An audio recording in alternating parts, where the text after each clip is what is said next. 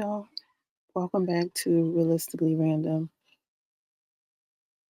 I saw a news conference or press conference, or either or, about this bizarre story that happened October 2024. A man having a mental health crisis wandered off into a Sealy warehouse, and Sealy is the mattress company. Wandered off in the Sealy warehouse, ended up in a trailer. Somehow ended up in a trailer, and then a week later, his body was found. Let's get into it.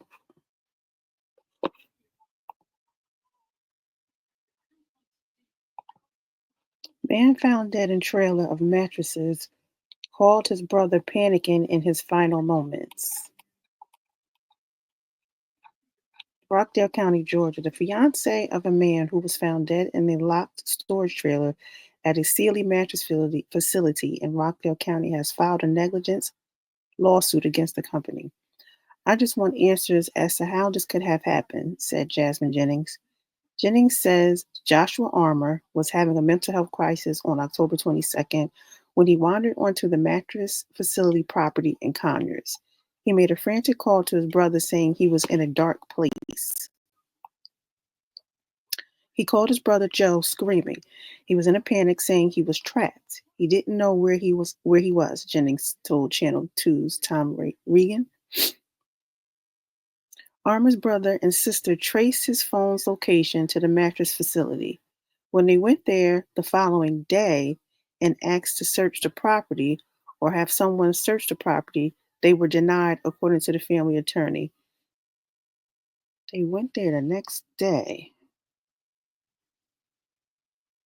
Why didn't they go that night? If he called frantic, why didn't they go that night? I mean, I'm assuming he maybe did this often since he was having a mental health crisis. I don't know, maybe they were trying to call him the whole night and he didn't answer. I don't know, but I wonder why if they knew where he was, if they knew the location, why they didn't go that night. I mean, but I know we can't say what we would have done in the situation because we really don't know. But okay. Instead of meeting them with humanitarian compassion and going to search for Joshua, which could have saved his life, they chose to ignore the family's pleas, said attorney Kate Reddy. Family lawyers also say the facility had surveillance video of an unidentified man crossing onto the property at the time of Armour's disappearance. Logically, would it seem like Sealy did in response to that information of an unidentified person being there is they chose to act to protect the property in those trailers, and they did not see if someone was in the trailer, so they locked Josh in those trailers, said attorney Mark Johnson. So if you're looking at the surveillance camera and you see somebody coming onto the property, you're like, okay, I don't know who this is. Let's lock up the property. If you didn't see him, you don't know if he was inside. So why would you not search to make sure somebody wasn't inside the building, inside the facility?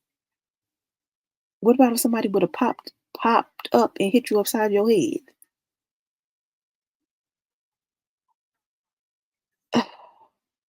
The cause of death of the 27-year-old father of two hasn't been determined, but lawyers believe it could have been heat related. Jesus. Weather that week in Atlanta was in the 80s, and a simple Google search would tell you that the temperature in that trailer was well over 100 degrees. Oh, God. What Josh experienced in the trailer before he died was unimaginable, said Johnson. Jennings said the death of her fiance was preventable. My son asked questions on what happened to his dad. How do I explain this to a 5-year-old? It's extremely difficult. I don't know what the future looks like right now. I'm just taking it one day at a time and being strong for my kids, said Jennings.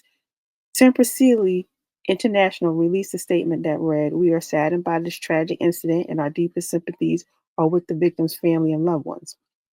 We have been conducting a thorough investigation to understand all the facts and circumstances surrounding this incident, and have fully cooperated with local authorities. As this is an ongoing investigation, we are unable to provide further details or comment at this time. Aaron Grant, Head of Public Relations and Communications, Simple City International. It's just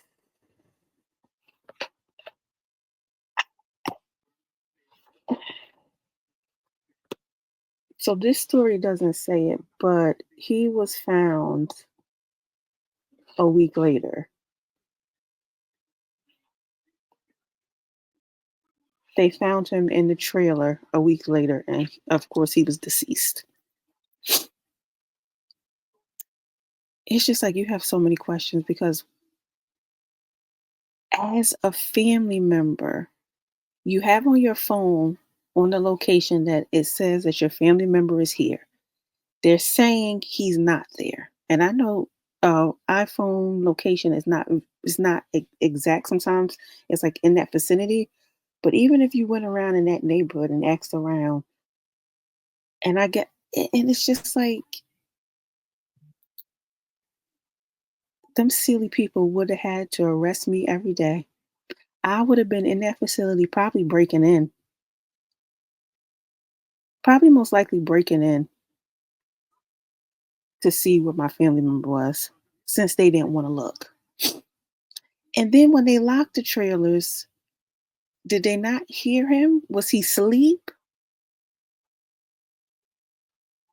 You didn't hear somebody banging? It's just like this is very bizarre. This is very bizarre. And then if you were locked, say for instance he was sleeping in a trailer and he didn't hear them locking it and he wasn't like banging on it. This is very bizarre. Why didn't they check those trailers?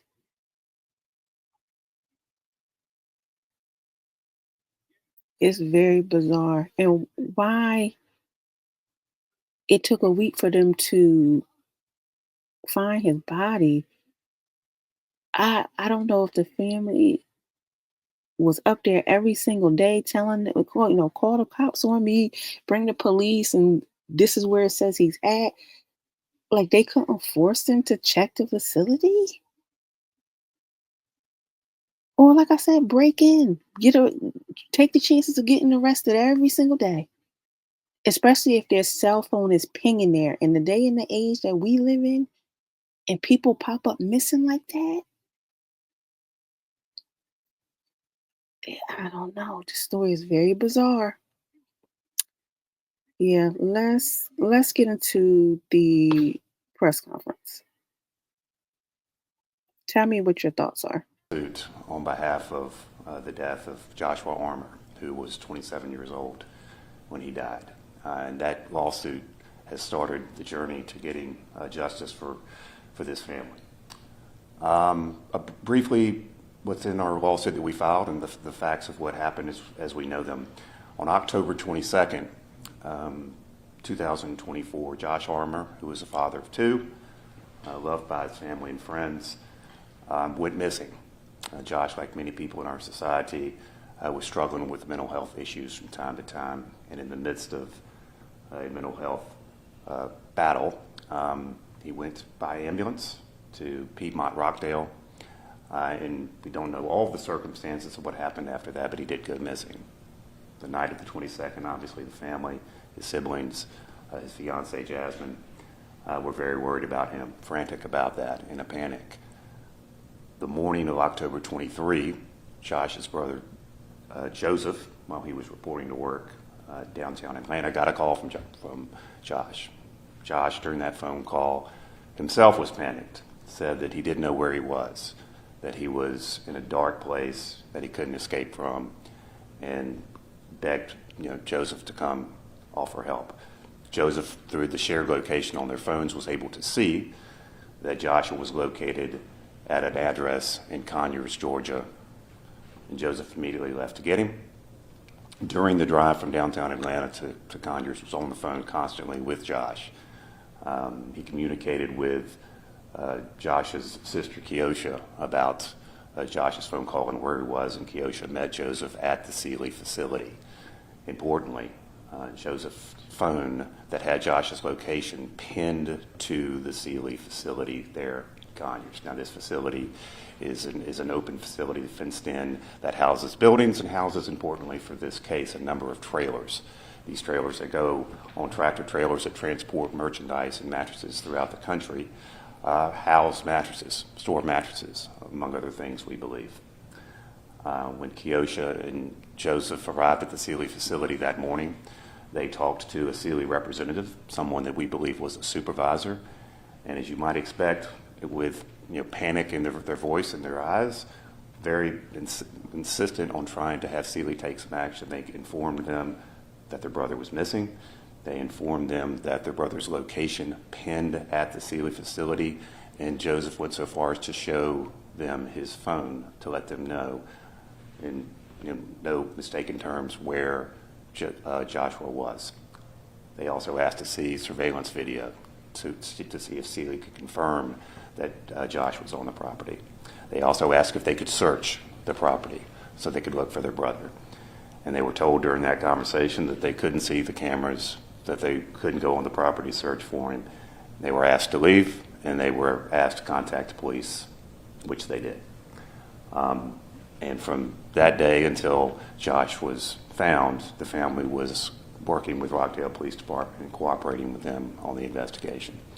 What the family didn't know on the morning of October 23 is that prior to their arrival, either the night of the 22nd or the early morning hours of October 23, we don't know when, that Sealy had access and did see on their own surveillance video an unidentified individual, as of yet unidentified individual, who had gained access to their facility. He gained access to the grounds where the trailers were housed. And in response to that video, in response to seeing someone, Sealy issued a directive to their employees to lock every one of their trailers. And when they did that, we now know that they locked Joshua inside one of those trailers. Josh was found on October 29, a full week after he disappeared. He was found in one of the Sealy trailers. He was found during we believe a routine check by Sealy of their trailers. The death certificate from this incident shows that Josh died on October 29. So there is a lot we still need to know, a lot we still need to learn. That's what we will learn in this lawsuit and as we bring this case to trial. But there are three things I think we know that stand out to us. First, when Sealy did act, we know they acted to lock trailers in order to save their property, save their mattress, and look out for their own bottom line. We know that's the action they did take. We also know that when this family came to them in their moment of need and their moment of panic, in clear, again, unmistakable terms about what was happening to them, we know Sealy did not act. We don't know exactly why they didn't act, but we know they didn't act. And the last thing we know, without question, on the morning of October 23, Sealy had more than enough information to save Josh's life. More than enough information to avoid this senseless tragedy for this family. So these firms and these lawyers are committed to bringing justice to this family and holding Sealy accountable, and we look forward to doing that in this litigation. At this time, I'd like to turn it over to Kate for... How to turn a chilly 50-degree room into a comfortable 73 degrees in 90 seconds. A few more comments. Thanks, Mark. Josh's case is a case about choices. This is a case about how one corporation's choices have led to an entirely preventable tragedy that's left Joshua's family torn apart and his community in mourning. It's not just about their choice to lock Joshua in this trailer, but it's about all of the other choices that they made when they had every opportunity to save Joshua's life. It's about their choice to ignore the pleas of the family who had Joshua's location and showed it to Sealy.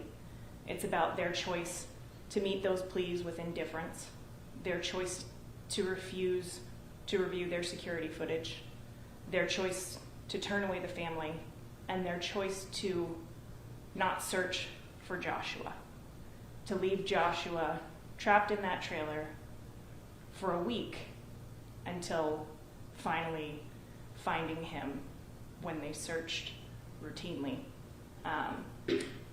These choices are not just a failure of action, but they're a failure of humanity. They had more than enough information to prevent this tragedy, and yet chose not to step in and exercise the power that they had that would have been able to keep Joshua alive. These choices serve as a stark reminder of the consequences that come from the choice to prioritize protection of property over human life.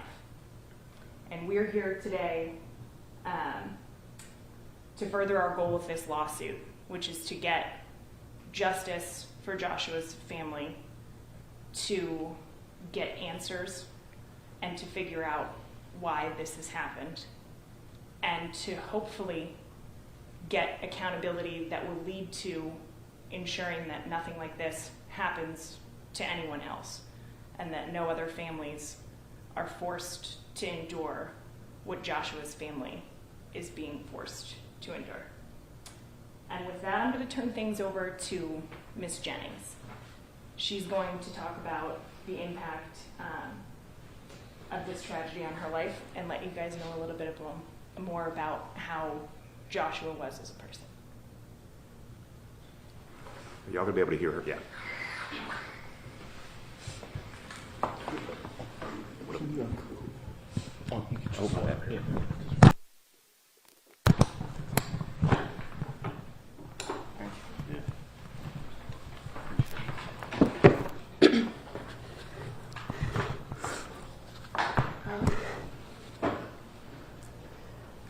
I would just like to start off by saying that this has been a very painful situation for my family. It's been very hard to try to adjust to his absence because he was such a big part of our lives. My kids are so young, so they don't understand that they're not going to see their father again. And I honestly, myself, don't understand how this could happen. How such carelessness could be taken in this situation. And I just want answers so I can get justice for Josh and my family. And so this could never happen again. Yeah. So now if y'all have any questions, we'd be happy to. While the mic's just over there, could you just talk about the relationship, the family lifestyle that y'all have? Yeah. What was it like at your house? Me and Josh have been partners in everything for many years now. We have two beautiful kids together, and they don't understand what it's like now to grow up in a single parent household. We have such a big family that have been very supportive during this, but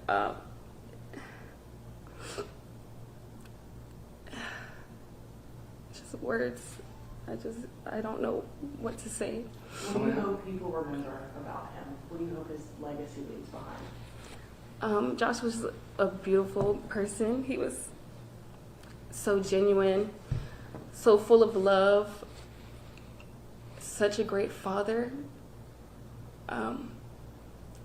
He didn't come from the best background, but he was trying so hard to be the best person that he could be, and to have his life ended so shortly. How long was your relationship? We've been together 6 years. He actually, October 23rd was our 6-year anniversary. So it makes it even more painful for him to have gone missing then. What's up, my friends? It is review time. Today I'm going to be reviewing the Tonal 2, which is the brand new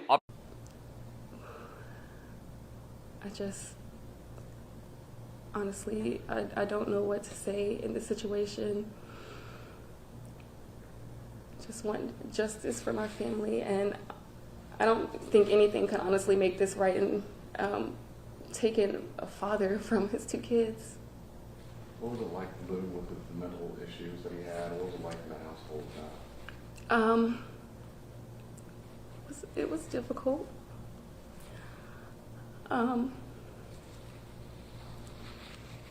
It was triggered when his mom passed away in late 2023, and it kind of just became a spiral. It was more so just paranoia, but it affected a lot of things in life, where we did end up having to take a small break just so that he could get himself together, and he was trying to get help. We were trying to get him help. I don't feel a lot of people took the mental health seriously. I think this part of Joshua's story is one that's very relatable for people. I personally don't know of anyone who doesn't have a friend, a family member, a loved one who's struggled with mental health issues.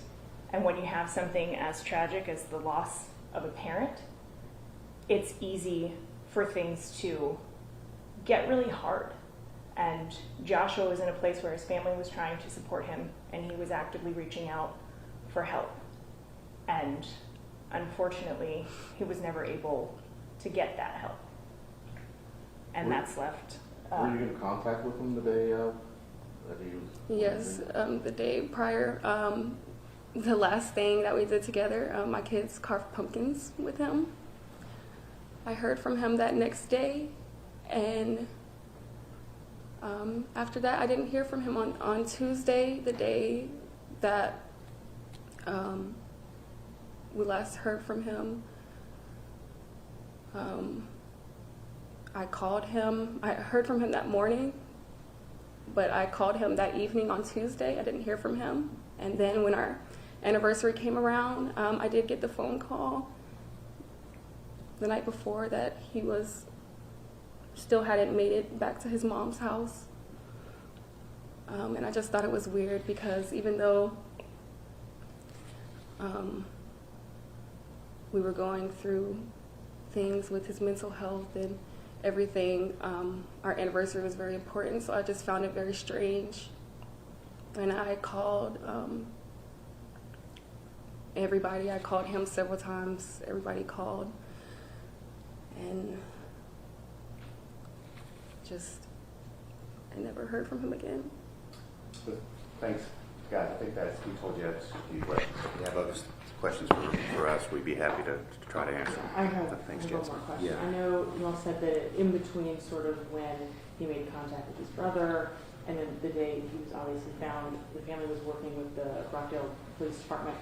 Can you talk a little bit about what that was like? Did the police ever get to go search the property? What sort of steps were taken kind of in the middle of this? You know, we don't know the specifics of what the Rockdale police did. I think we'll let them speak to that. I know that the family was in constant communication and cooperating in every way they could with the police in the investigation.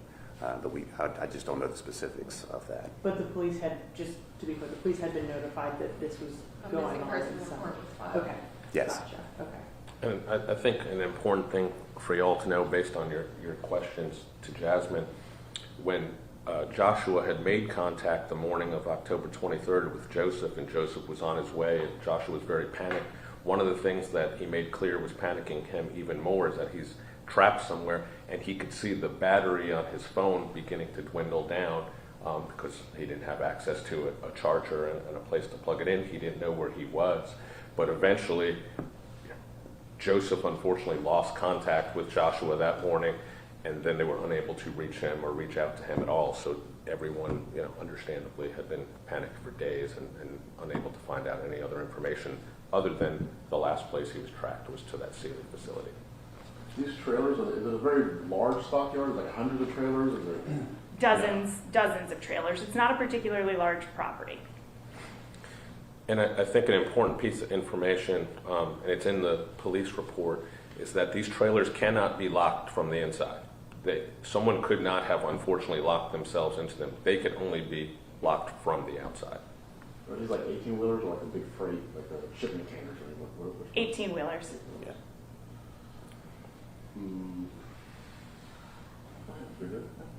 Okay. Thank you all so much. Thank you. Thank you.